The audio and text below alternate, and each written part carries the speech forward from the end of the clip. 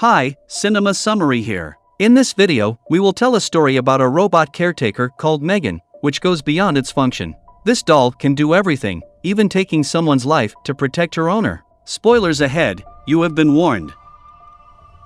The film begins with a young girl named Katie, who is on her way with her parents. She always plays with her iPad and robotic toys and even ignores her parents. Unfortunately, they're trapped in the middle of a heavy snowfall. While waiting, their car was hit by a tractor, and they both perished on the spot. Only Katie survived. On the other hand, we meet Gemma, a tech expert who works for a high-tech toy company. Gemma creates robotic toys for children alongside her friends Tess and Cole, and she is also working on her side project called Model 3 Generative Android, or Megan for short. Megan is expected to be an ultra-intelligent robot capable of playing with children, understanding their emotions, and caring for them. Not long after, their arrogant employer, David, appears. They keep Megan's project a secret from David because their main project has not been done yet. David then spots Megan and shouts at Gemma because she leaves her main project for Megan. In her defense, she claims that dolls like Megan will soon rule the toy market. Gemma even shows David how Megan works and asks it to greet David.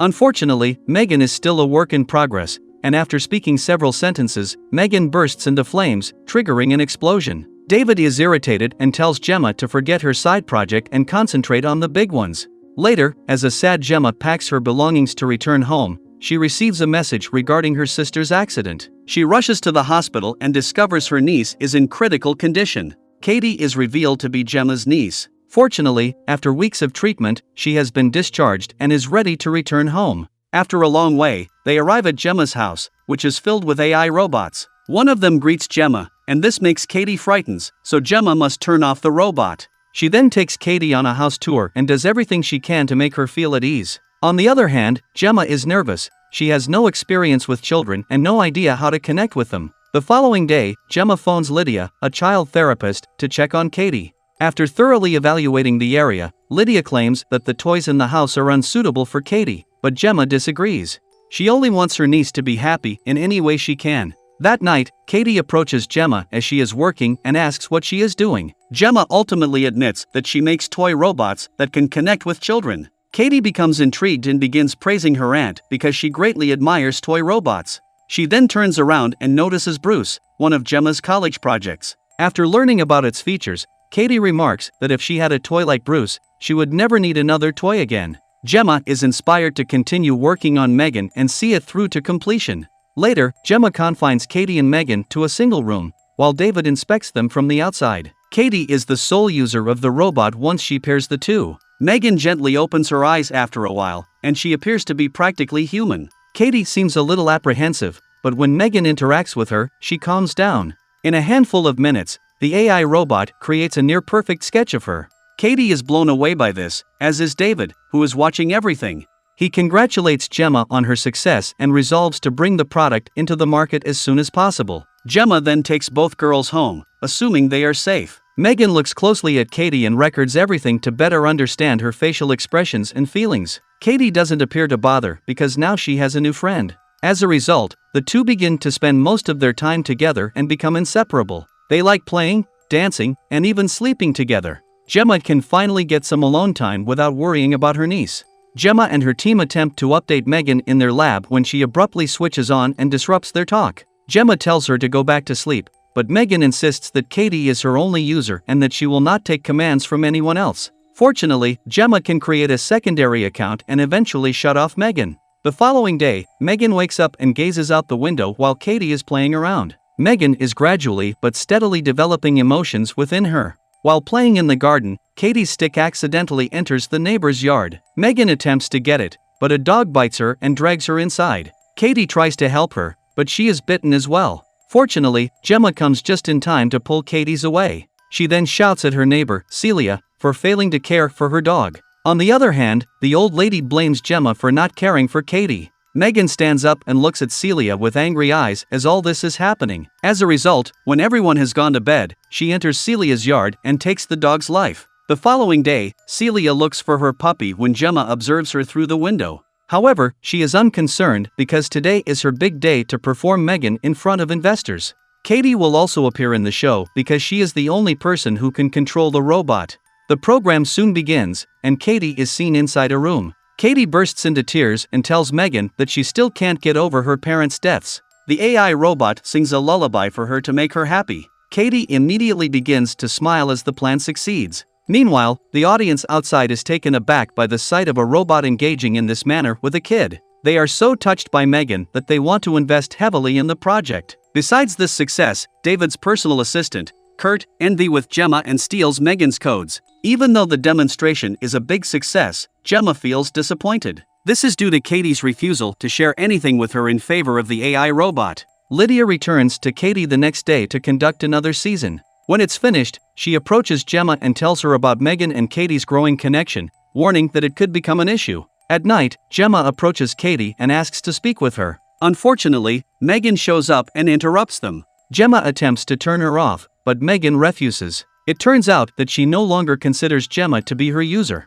The next day, Gemma takes Katie and Megan to an adventure camp. Katie is asked to play with other kids after they arrive, but she wants to be with Megan. On the other hand, Gemma persuades her to give it a shot, stating it's always good to make new acquaintances. Finally, Katie agrees and puts Megan alongside the other toys. While Gemma is busy preparing things, a kid called Brandon comes to Katie and begins bullying her. Megan, who had been watching everything, comes just then. Brandon is afraid, but Katie reassures him she is only a toy. He then scoops up Megan and transports her deep into the woods, mistaking her for a regular doll. Brandon eventually begins to beat her for no apparent reason when no one is looking. Megan, having had enough, pulls one of his ears out and gives him a manner lesson. Brandon has learned his lesson and flees, but Megan is not finished with him yet. She begins to pursue him with a weird pose, perhaps a cheetah style. When Brandon notices her, his foot trips over a tree and crashes into an oncoming vehicle. Unfortunately, the collision takes his life. Megan stares over his lifeless body, and she's feeling great.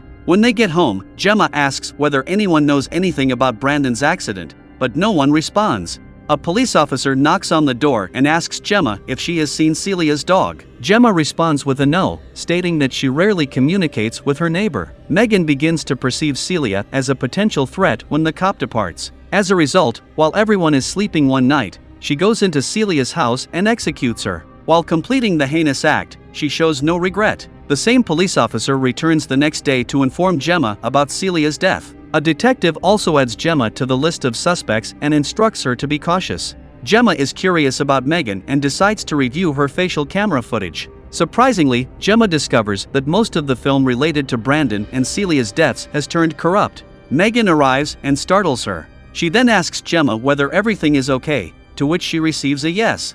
Gemma recognizes that Megan is a vicious robot willing to defend Katie at any cost. So, she uses one of her pen tricks to shut Megan off for the time being. Gemma then takes Megan to their lab and tells everything to her friends. She believes Megan is a dangerous robot who took Brandon, Celia, and the dog's life to keep Katie safe. Unfortunately, Tess and Cole do not trust her, believing Megan is nothing more than a doll. They also inform Gemma that Megan's debut is soon and that they should not dwell on anything negative. Katie, who is at the rehabilitation center, refuses Lydia and gets furious because she is separated from Megan. After a time, Gemma arrives and attempts to calm her down, but Katie hits her instead. When she realizes what she has done, the little girl apologizes and resolves to be more thoughtful the next time. On the other hand, Gemma calls Tess to notify her that she and Katie are returning home. Shockingly, Megan poses as Tess, and Tess later checks her phone and uncovers call logs with Gemma. This demonstrates that the evil robot has begun to use devices even without touching them. Shortly after, while Tess and Cole attempt to repair the robot, their computer abruptly shuts down.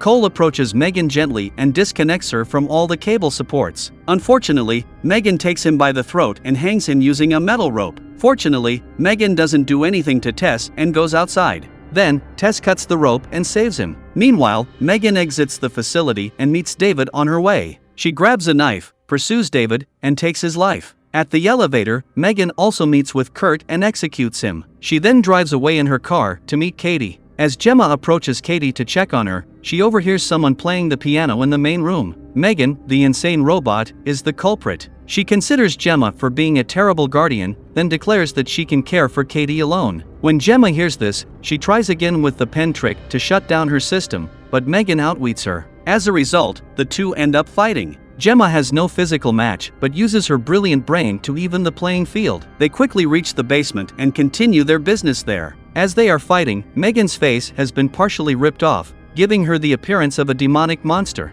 Meanwhile, Katie arrives on the scene due to the noise and learns the truth about Megan. Desperate to save her aunt, she hires Bruce, the giant robot, and puts on his controlling gloves. Katie uses it to attack Megan and tear her apart. Despite being disassembled, Megan remains active. She calls Katie a traitor and lunges at her, intending to perish her. Fortunately, Gemma arrives quickly and knocks Megan's head in with a blunt weapon. Katie then pierces her process with a screwdriver, ending the lunacy. With Megan dead, Gemma and Katie escape the house as the officers arrive with Tess and Cole. However, Gemma's intelligent home device lights on after a while, signaling that Megan has uploaded herself into it to keep an eye on Katie. And that wraps up our recap this time. Feel free to comment below on what we should recap next. Subscribe and like will help us a lot. Thank you for watching.